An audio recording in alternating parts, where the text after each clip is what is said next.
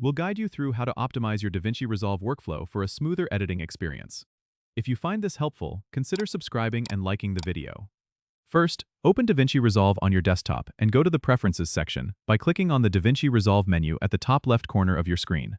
Under Memory and GPU settings, ensure that your GPU is set to CUDA if you're using an NVIDIA card or OpenCL for others. This will help in utilizing your graphics card to its fullest potential for faster rendering and playback.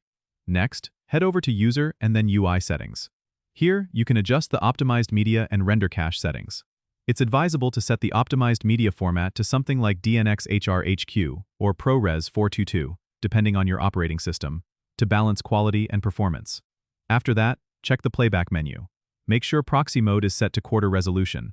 This can significantly improve playback speed without compromising too much on the visual quality during editing.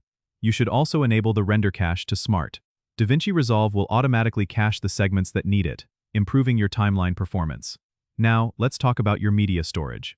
Keep your project files and cache on an SSD if possible, as this greatly enhances access speeds compared to traditional hard drives.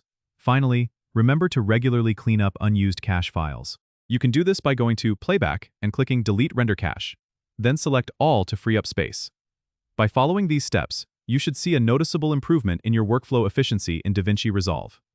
Don't forget to subscribe and comment if this helped you out.